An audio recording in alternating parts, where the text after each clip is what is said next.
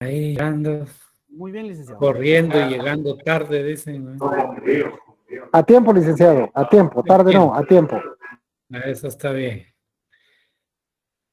Espero ya para fin de semana poderles programar las clases porque qué feo es estar dándole aceptar a cada uno. Se pierde tiempo. Bueno, vamos a arrancar nuestro programa del derecho laboral.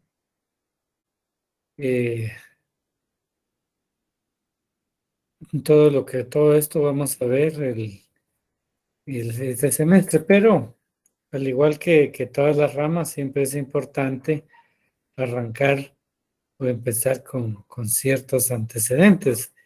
Y aquí pues no es la excepción porque también el derecho de trabajo tiene su propia historia. Posiblemente muchos de ustedes estén familiarizados con el tema de las luchas sociales, ¿verdad? Y pensar solo o dar un vistazo al pasado de cómo eran los derechos antes y cómo los tenemos actualmente, pues es definitivo que algo nos salta a la vista, que es el hecho de ciertas luchas que se llevaron a cabo en su oportunidad. Y entonces esta es la historia del derecho individual del trabajo. Eh, hay, no hay varias etapas, ¿verdad? Solo vamos a ver como 3 de ellas nada más. No les puedo decir, miren, en el año de 1500 o en el año 2 antes de Cristo o en el año 500 después de Cristo. No tengo una fecha exacta, pero lo he tabulado de tal manera que tengamos una idea general de cómo funcionó el derecho laboral en ciertas épocas. No en determinado año, no lo tengo y creo que nadie va a tener un dato de esa naturaleza, pero dividido en etapas podemos encontrar la antigüedad, que es la diapositiva que ustedes tienen acá. Con esta diapositiva pueden ver que la actividad laboral no puede considerarse como un precedente entre las manifestaciones laborales y el actual derecho laboral. Es decir, lo que se hacía en la antigüedad no no puede considerarse un precedente del derecho laboral. Eso es lo que les anoto en esta diapositiva. ¿Por qué razón? Porque las actividades laborales eran de manera distinta entre cada cultura. Y no puede establecerse una similitud. Cada organización social de la época de la antigüedad se regía por sus propias normas, ¿verdad? Posiblemente normas, pues, consuetudinarias, ¿verdad? Posiblemente. Pero lo que sí tenían, digamos, una actividad como homogénea en esa época era la esclavitud. Entonces lo que predominó en la antigüedad es la denominada esclavitud, que de repente en distintas etapas de la historia de distintos países, la esclavitud no solo se dio en la época de la antigüedad, sino que varió, ¿verdad? Y entonces, pero más que todo en la antigüedad es donde prácticamente se evidenció de forma generalizada la posición de la mano de obra barata. Y entonces tenemos que en la antigüedad existían muchos clanes, muchas organizaciones, más que todo familiares, y entonces ellos vivían de la constante lucha entre sí. Y esa constante lucha entre sí lo hacían con el propósito de obtener esa mano de obra barata, esclavizando a los que perdían, ¿verdad? Y entonces se mantenían en una lucha muy constante. Por esa razón es que se reservó para la época de la antigüedad es la esclavitud como el nacimiento de la esclavitud, ¿verdad? Decía que en otras etapas históricas, incluso de nuestros países, la esclavitud estuvo presente, pero no era la antigüedad, ¿no? Sino que eran otras etapas, pero por eso aclaré que se le dio a la antigüedad, digamos, como el la calificación de que ahí era donde se gestaba más que todo la esclavitud por ser un sistema que utilizaban constantemente para obtener mano de obra barata.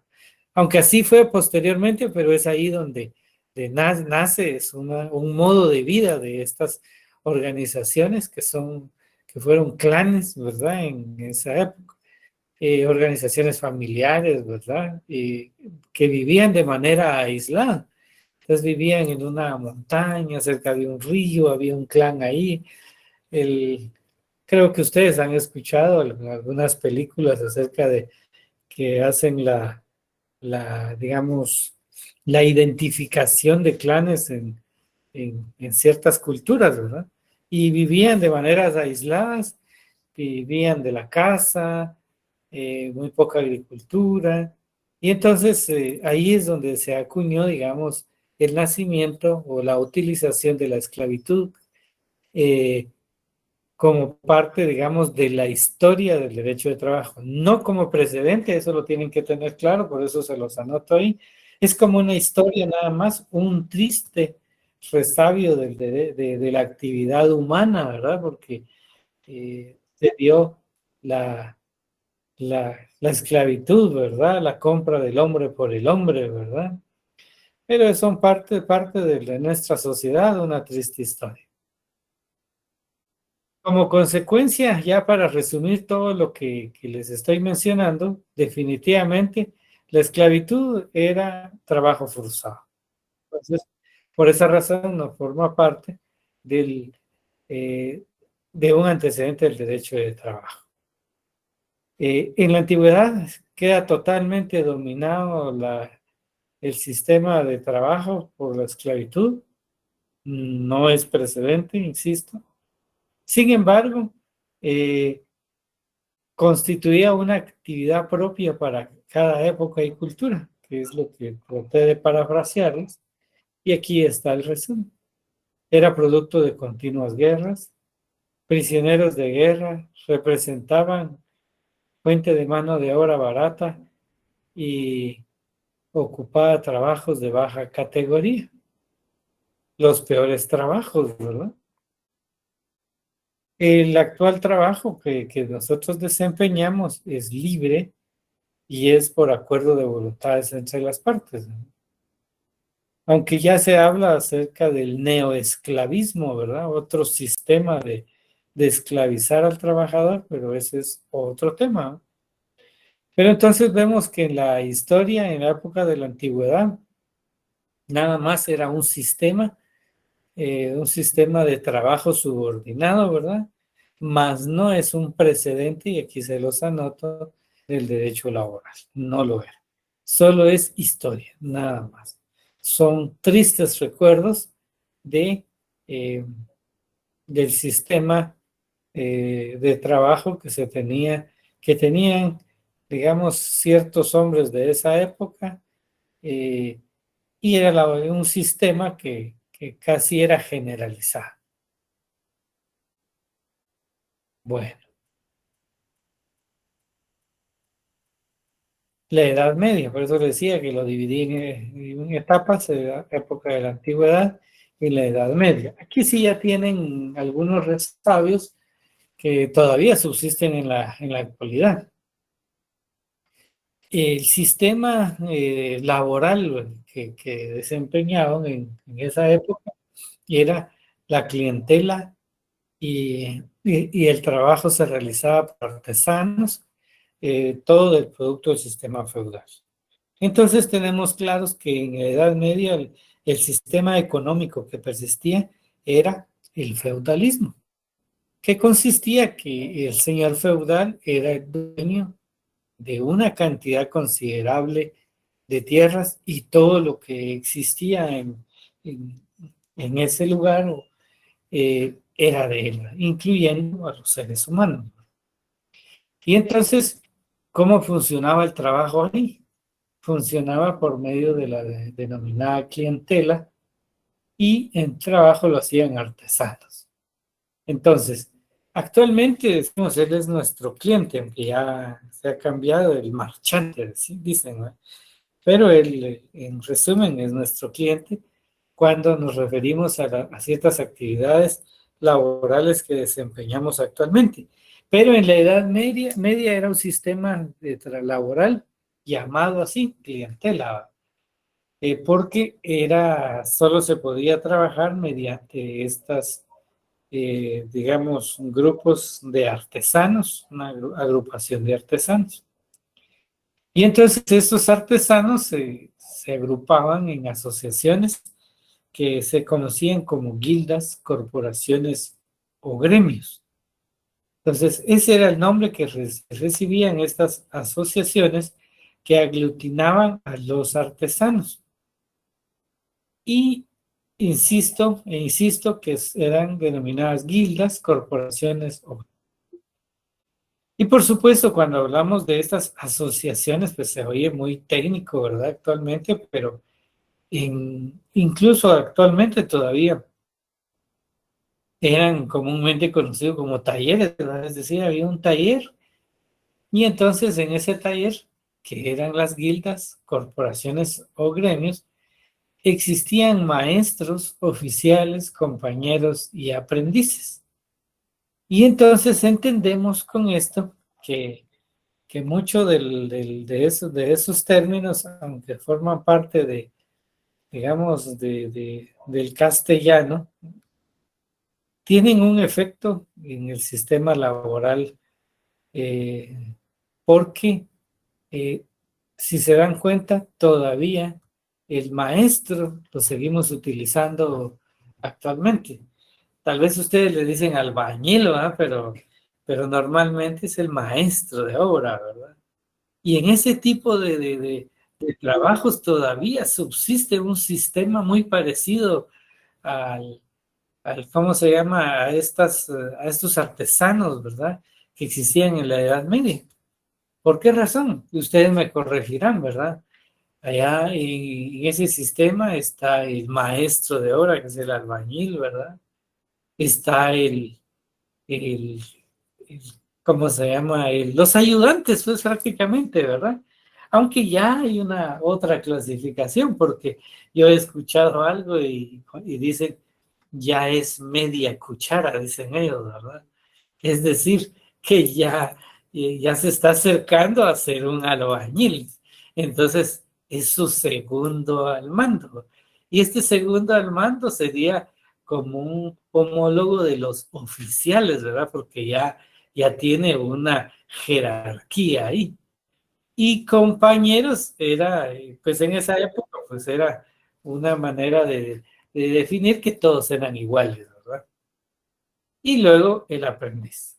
Significa entonces que en la Edad Media, para poder trabajar en estas guildas, corporaciones o gremios, primero se entraba como aprendiz para seguir a la siguiente categoría de compañero, luego pasar a ser oficial, que sería en ese ejemplo burdo que les di, la media cuchara, ¿va?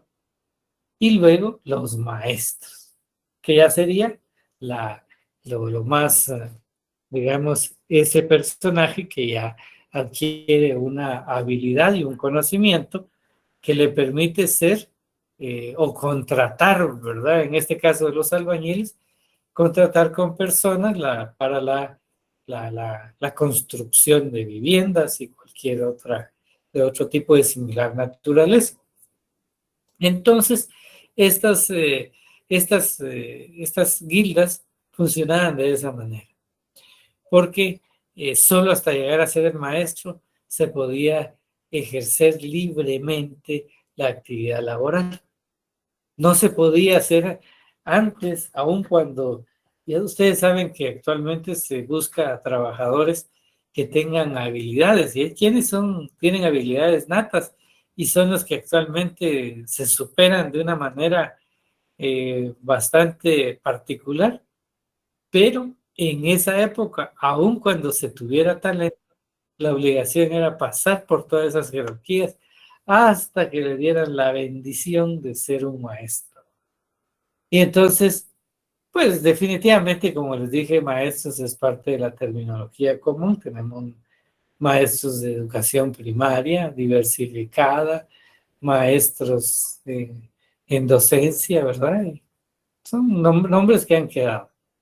Oficiales todavía está en la jerarquía de los juzgados, porque ahí todavía están los oficiales, ¿no? Y los oficiales son los que ya tienen un amplio conocimiento y son los que presentan al juez los proyectos de resoluciones, ¿verdad? Para que él los firme, los modifique. Ese es el chance. Compañeros, solo nosotros en la universidad que utilizamos mucho ese término, ¿verdad? Y casualmente hace un momento dijeron buenas noches compañeros, ¿verdad? Es decir, lo que están diciendo es somos homólogos, somos iguales, ¿verdad? Estamos en la universidad y aquí no hay diferencia entre nosotros, ¿verdad? Eso es lo que significa realmente el término compañero y que en el seno universitario nosotros lo hemos utilizado para referirnos a que todos somos iguales en esta casa de estudios. Y pues ya el aprendiz, pues no, solo lo tenemos como, sí lo tenemos en el código de trabajo y lo vamos a ver, un contrato en vías de aprendizaje. Sí tenemos ese tipo de contrato, ¿verdad? Pero no como esa estructura que yo les indico que obligatoriamente tenían que pasar ahí para luego convertirse en maestro. Bueno, pero ¿cuáles eran las características de estas asociaciones, denominadas guildas, corporaciones o gremios? Eran monopolistas y mutualistas. ¿Por qué eran monopolistas? Simplemente acabo de explicar que solo por medio de estas guildas se podía desempeñar un oficio libremente, pero tenían que tener la categoría de maestro, llegar a esa categoría. Y entonces dominaban por imperio de la ley el arte y oficio. Es decir, estas guildas existían porque la ley así los contemplaba, así les permitía su funcionamiento. Y no se podía ejercer el trabajo libremente, aun cuando tuviera talento. Tenía que entrar a las guildas y salir, en términos actuales, graduado de maestro para poder ejercer libremente su trabajo. Debían someterse al sistema gremial vigente porque era un gremio, ¿no? Empezaban como aprendices y pues era parte de la obligación. Y hoy estas asociaciones son conocidos como el colegio, ¿verdad? Hoy colegios o agremiaciones. ¿Por qué razón? Cuando ustedes se gradúen, obligatoriamente se tienen que colegiar. Si no se colegian, no van a poder desempeñar un arte o bien un oficio. Entonces, también ahí hay parte de un resabio, ¿verdad? Porque si no nos colegiamos, si no nos adherimos al colegio de abogados, no vamos a poder desempeñar libremente nuestra profesión. Entonces ahí están los colegios de abogados, médicos, también la Cámara de la Industria, se asemeja mucho a este tipo porque tratan de monopolizar, ¿verdad? Ese sistema. Y son mutualistas porque dan una asistencia mutua entre ellos por motivos de enfermedades y accidentes. Y esto hoy se conoce como previsión social.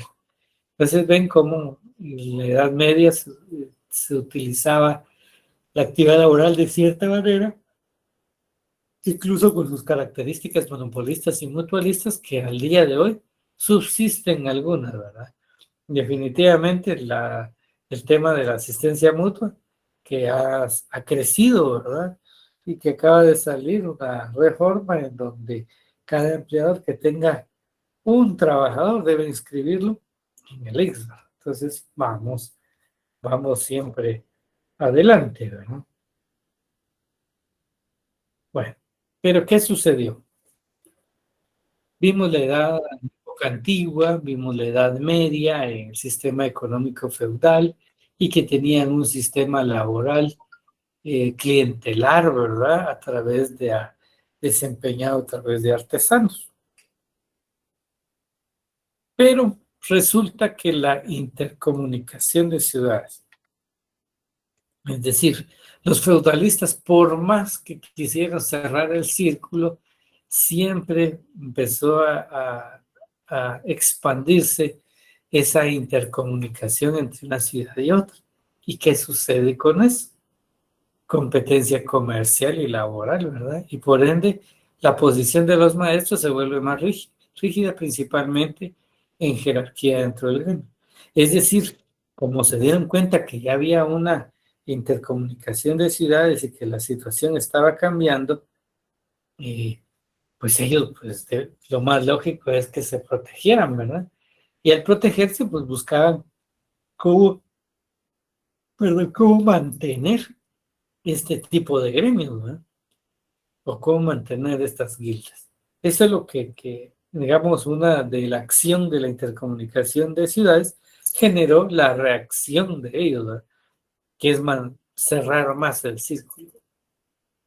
Sin embargo, definitivamente esto poco a poco fue disolviéndose hasta convertirse en el derecho de trabajo que tenemos. Principalmente si lo observamos en la época industrial. Ahí surge el maquinismo, se expande el comercio, se descubren nuevas regiones. ¿Y qué sucede? El trabajo de mujeres y niños en las fábricas estaban sujetas a largas jornadas. Falta de descanso, explotación del hombre por el hombre. Y entonces aparecen ideas bastante radicales. La escuela del derecho natural, que significa libertad absoluta para actividades del hombre, y que no debía de existir una intromisión estatal porque era una intromisión abusiva. Entonces tenemos que esa intercomunicación de ciudades, aun cuando que pretendían, ¿verdad?, que se mantuviera ese sistema laboral a través de los artesanos, pues da un giro porque no es posible, no fue posible mantener ese sistema. Y mayor aún aparece la época industrial. Y entonces resulta que a través de la industria de la máquina los productos empezaron a abaratarse. Pero el trabajo estaba sujeto a una explotación del hombre por el hombre, para mujeres, niños, en todas las fábricas. Y entonces se les explicó esta escuela del derecho natural, que en esta escuela de la mano radical que existe, porque pretenden que no exista una intervención del Estado en todas las actividades que realicen. Es decir, si un empresario quiere tener una fábrica y pagar 500 quetzales y el trabajador lo acepta, pues eso es lo que propugna la Escuela del Derecho Natural, porque no debe de intervenir el Estado, dice, no debe de haber una supervisión, no debe haber nada de eso. Y entonces, esa Escuela del Derecho Natural, pues nació en la época industrial porque pretendían que se mantuviera el sistema de explotación del hombre por el hombre con esas grandes jornadas, ¿verdad? Porque en apariencia era una propiedad, el trabajador seguía siendo una propiedad de determinada persona, ¿verdad? Bueno, pero entonces, aquí les hago una aclaración. Gremios eran mutualistas y monopolistas y debería de empezar desde aprendiz. Pero en la época inicial se acabó, desapareció. Y entonces, pues va a resultar que con esa escuela del derecho natural cambia significativamente. Ya el sistema para trabajar ya era libre, es decir, no había que someterse a un gremio y únicamente el deseo de trabajar. Pero generó que en la época industrial una serie de explotaciones hacia los trabajadores. Solo voy a ver quién está tocando por aquí. Creo que hay varios esperando entrar. Vamos a ver. Sí, hay varios.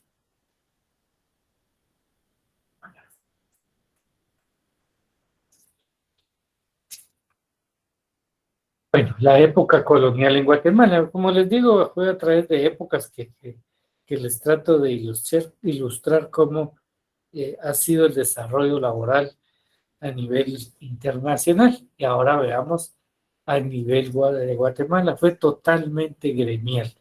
Es decir, que todavía se tenían los resabios de la Edad Media, ¿no? Y entonces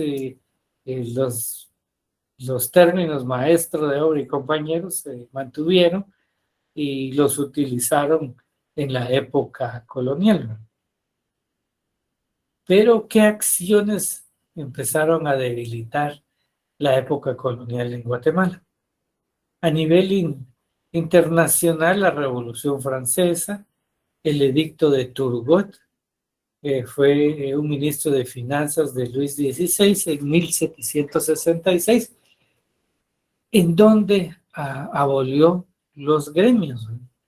Entonces, tenemos que en el sistema colonial, muchas de las actividades que se realizaban acá, ya incluso era fuera de, de un sistema que había sido cuestionado a nivel internacional y Guatemala lo seguía utilizando.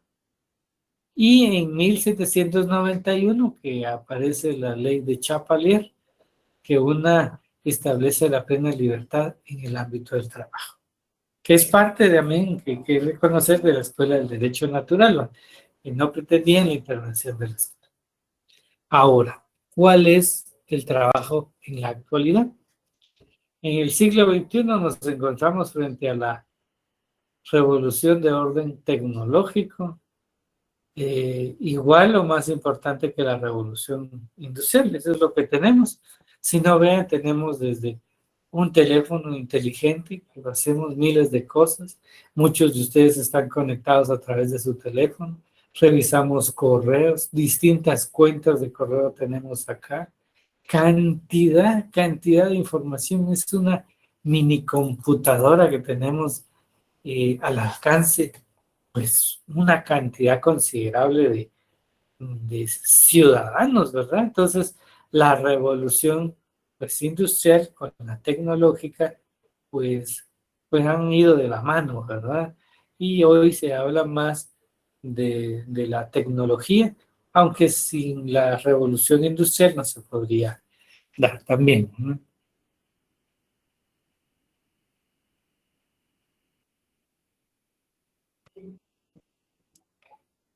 Bueno, ahora las etapas del desarrollo del derecho de trabajo.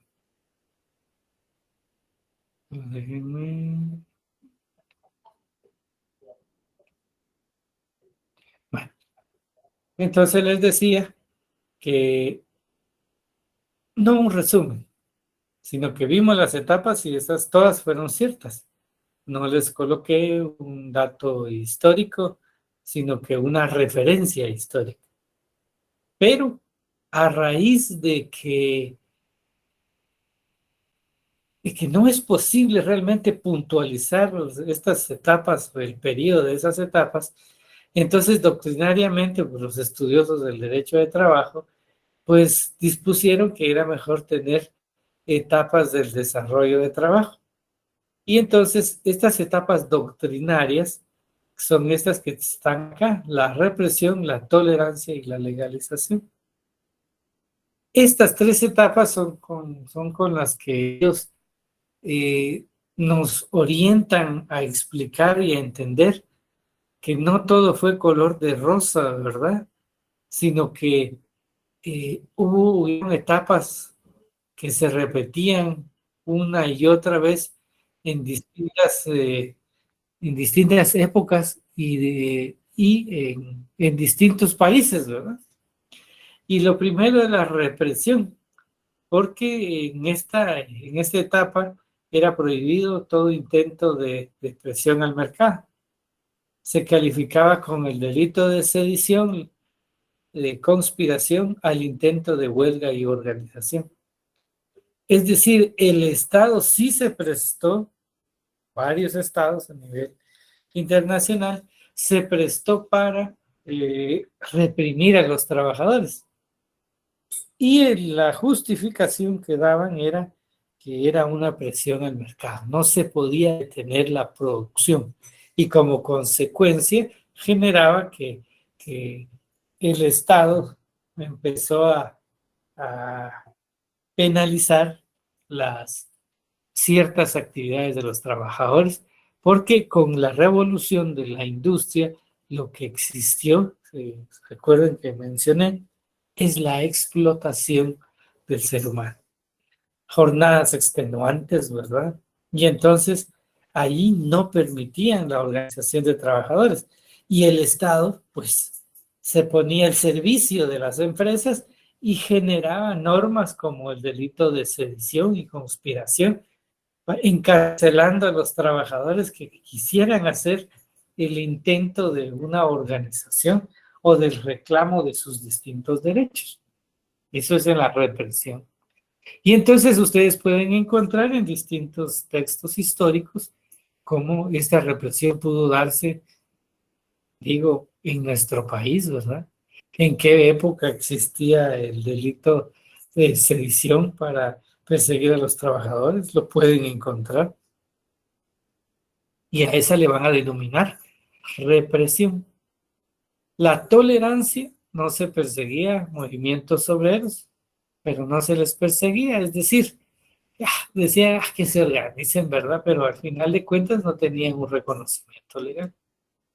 Y ya en la etapa de legalización, pues ya en el siglo XX emergió el concepto de derechos sociales y los gobiernos empezaron a reconocer movimientos colectivos laborales, tanto a nivel ordinario como a nivel constitucional. Y ya empezaron a darle el reconocimiento a los trabajadores, a reconocerle el derecho a nivel de normas ordinarias y constitucionales. Entonces, en cualquier libro de historia en el cual ustedes me escuchen o lean que el Estado XX reconoció el derecho de huelga de los trabajadores, estaríamos hablando que es la etapa de la legalización del derecho de trabajo.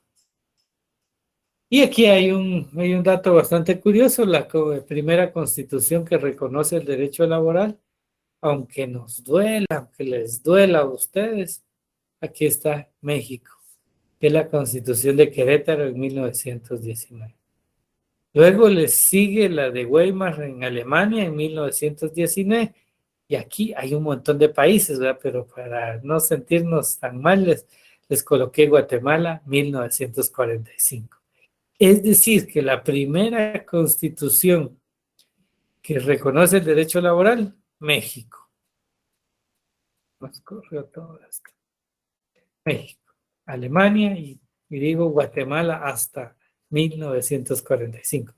Pero lo reconoció y eso es muy importante, ¿verdad? Y eso fue un paso importante para nuestra sociedad. Muy bien, yo hasta aquí me quedo el día de hoy. Abro el espacio para preguntas y respuestas.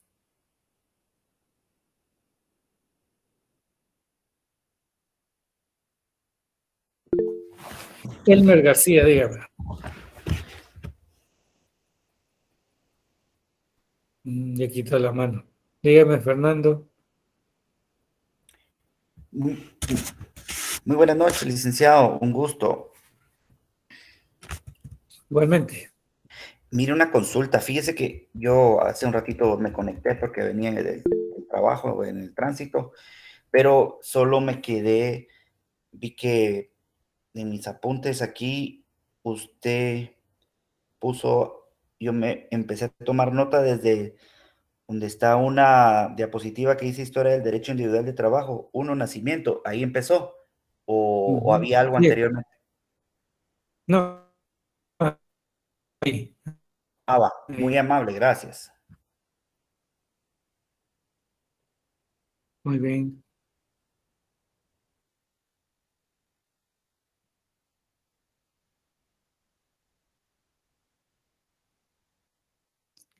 Elmer a la 1, Elmer a las 2. Daniel de Jesús. Buenas noches, licenciado, hoy sí le escucho. Sí, ahorita sí. Licenciado, disculpe que está mala la señal, lo que pasa es que vengo en carretera de Reu para Guati, pero solo para ampliar un poquito, yo tengo entendido que este logro de 1945 fue gracias a la revolución del 44, si no estoy mal, ¿verdad? Así es. Sí, Es correcto. muy bien, licenciado.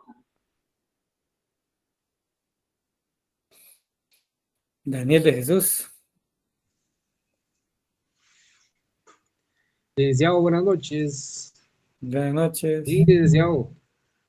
Claramente nos damos cuenta referente a lo que usted está explicando y estamos viendo acá en sus diapositivas, ¿no?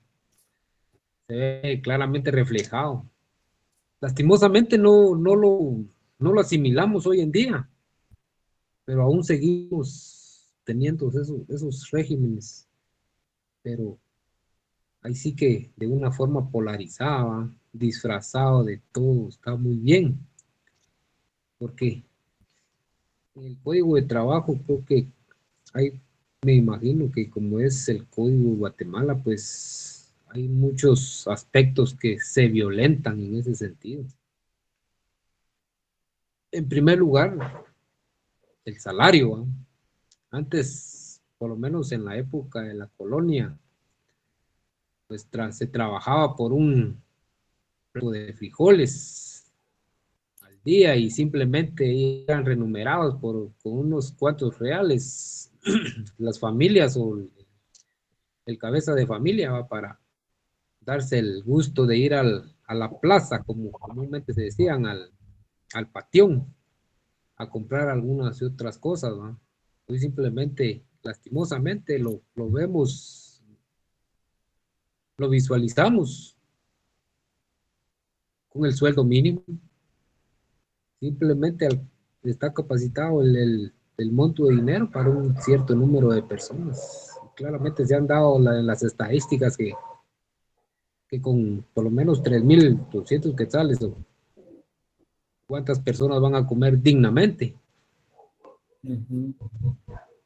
Y ese es el punto de vista que todavía yo logro comprender en este sentido, ¿va? Que estamos viviendo la época antigua y no nos damos cuenta, licenciado. Sí, ve ahí, tiene usted toda la razón, hay todavía mucha explotación, la necesidad de un trabajo, de un ingreso, pues nos obliga a aceptar ciertas condiciones, ¿verdad? Esa es la razón por la cual pues existe el salario mínimo, ¿verdad? Porque no existir eso, los empleadores pues, nos pagarían menos de ese salario. Pero es parte, digamos, de ese desarrollo, ¿verdad? Que yo les explico en estas diapositivas, ¿no? Para que ustedes hagan por lo menos un análisis de qué es o cómo se vivía antes, cómo se vive actualmente, existe o no la explotación y qué debemos de hacer, ¿verdad? Para mejorar esto. Y por eso les decía que a lo largo de este curso ustedes van a aprender muchas cosas, ¿no? Cómo reclamar sus derechos. Y yo les pedí de favor que por lo menos terminen los 2 semestres para que ustedes ya tomen una decisión un poco más razonada, ¿verdad? Sobre cómo defender sus derechos. Porque se les van a dar herramientas, se les van a dar normas que van a poderlas utilizar, pero posiblemente se queden sin empleo por estar peleando, ¿verdad? Pero entonces por eso yo les digo que debemos de esperar incluso el otro semestre para que ustedes aprendan otra modalidad de cómo resolver los conflictos, ¿no? Y cómo hacer reclamaciones de carácter laboral sin que nos veamos tan afectados, ¿verdad? De manera individual. Vamos aquí con Diana, creo yo que quien estaba en cola. No, ya no la veo. Bueno, ¿alguien más? Ah, Lucía Izaguirre. Dígame, Lucía. Buenas noches, licenciado. Es solo para aclarar porque me quedó la duda. En la etapa de la legalización es donde ya se introduce lo que es el Código de Trabajo. Porque acá yo tengo unos apuntes que dice que hasta abajo, en Guatemala, en 1945, es la primera constitución que reconoce el derecho laboral. Pero en esa época o en ese periodo de 1945 habla directamente de la constitución política, porque si no estoy mal, en 1947 es que ya se reconoce lo que es el Código de Trabajo. Sí, es a nivel constitucional, es decir, así es, la legalización que mencionamos acá es a nivel constitucional. Por supuesto que también está a nivel ordinario, pero sabemos nosotros que posteriormente pues se emitió nuestro Código de Trabajo. Entonces se toma como base siempre la Constitución, porque es ahí donde se empieza a reconocer y es lo que da cabida a la existencia de nuestro Código de Trabajo.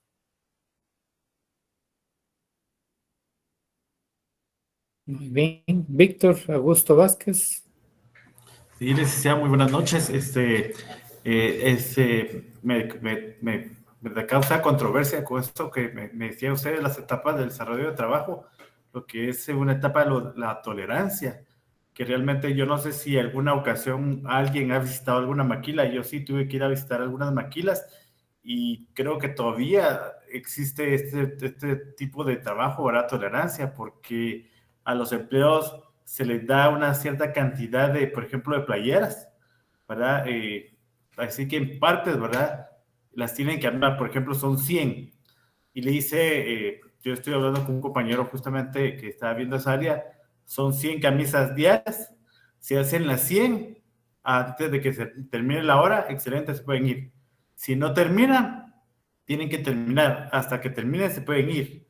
O si hacen más de las 100 y ellos todavía están trabajando, eso no se los pagan, ¿verdad? Entonces, yo había inventado un poco de controversia todavía estas etapas de trabajo, que aún en Guatemala no respetamos estas leyes, ¿verdad? Sobre la tolerancia, ¿verdad? O sea, como que, o sea, déjeme explicar. Como que negáramos a los empleados, pues, algo así me suena, pues, licenciado. Sí, comprendo su punto y el tema que usted expone es la explotación que actualmente sigue existiendo.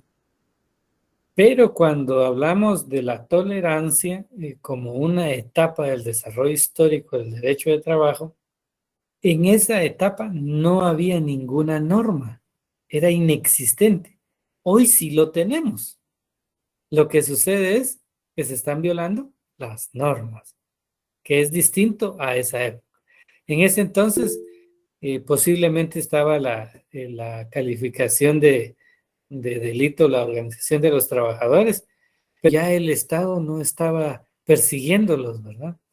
Y entonces dejaba que los trabajadores se organizaran. Es decir, estas etapas determinan el accionar del trabajador, ¿verdad? A eso se refiere. Y sobre la existencia de normas que regulan esto. Por eso se le llamó tolerancia, que fue cuando los estados no tenían ninguna norma a favor del trabajador, ni una norma a favor. Y entonces, pero tampoco los perseguían, es decir, ya no había represión, pero tampoco quitaban el delito de represión, simplemente toleraban que los trabajadores se organizaran. Y entonces aparece la legalización, que es una etapa que puede repetirse en distintos escenarios históricos, ¿verdad? Pero que se da cuando ya en un país determinado legalizan, por así indicarlo, las disposiciones laborales y arrancaron con el derecho de huelga. Ese fue el primer punto, ¿verdad? Entonces, ya al reconocerlo a nivel constitucional, pues ya nos fuimos a lo ordinario y ya se empezaron a generar una serie de derechos. Y lo que mencionaba era de que las maquilas, tiene usted toda la razón, una explotación bárbara, ¿verdad? Y no hay un control. el Estado no dice nada, y entonces, pero lo que sucede es que sí existen normas. Solo tiene que llegar el momento y es lo que van a aprender ustedes en esos 2 semestres respecto a la manera en que van a pelear esos derechos. Y yo les voy a enseñar cómo pelearlo a nivel individual y cómo pelearlo de otra manera, que va a ser en el tema del derecho colectivo de trabajo el próximo semestre. Entonces, son etapas nada más. No tienen nada que ver con la explotación que se sigue dando. Muy Gracias, bien. licenciado. Bueno, uno más.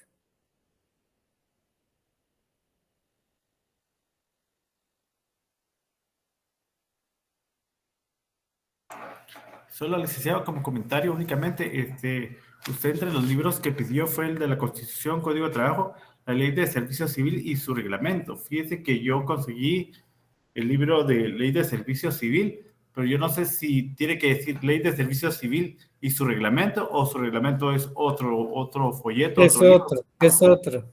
Vea en la parte final de la ley, de repente ahí la tiene.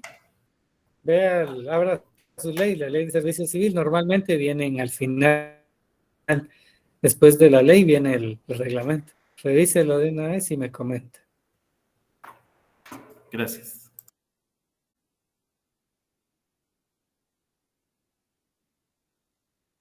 Casi siempre aparece la ley y seguidamente incorporan el reglamento.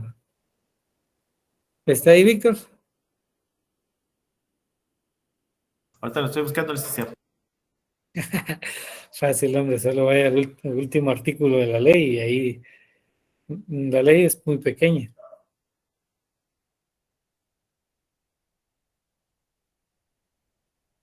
Ahí la busque despacio, pues no se ponga tenso. Pablo, último, ya no doy más.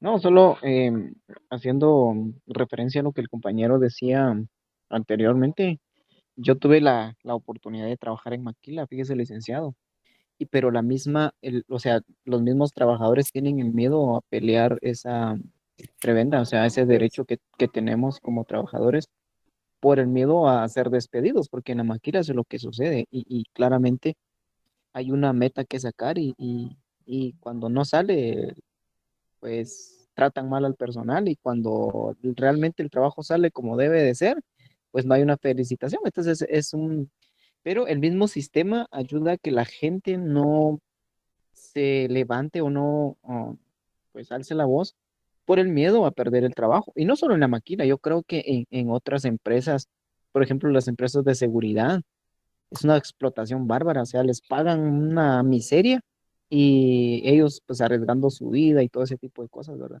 Entonces yo creo que nosotros como estudiantes actuales de estos derechos tenemos que aprenderlos bien para poder hacer conciencia a la gente de que tiene que pelear por esos derechos y, y no que abusen de la gente, ¿verdad? Porque entonces como que no, eso no nos permite avanzar, eso no nos permite desarrollar como países, porque siempre estamos acostumbrados a que los que realmente saben nos esconden las cosas para que no las veamos o ah, no las apliquemos en nuestra vida o en nuestro diario vivir, ¿verdad? Gracias, licenciado.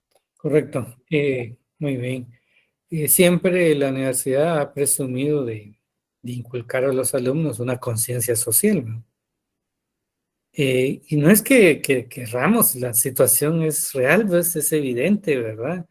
Y eso como estudiantes y profesionales siempre lo debemos de tener presente, porque al final vamos a desempeñar una labor posiblemente a favor del empleador, a favor de un trabajador, ¿verdad? Pero para eso debemos tener una conciencia social. Bueno, jóvenes, los dejo por acá ya y nos vemos el día lunes si el Señor así nos lo permite. Feliz Buenas noche. noches, licenciado. Feliz noche, licenciado. Gracias, licenciado. Feliz noche, licenciado. Feliz Gracias a todos. Feliz noche. Buenas noches, descansen. No,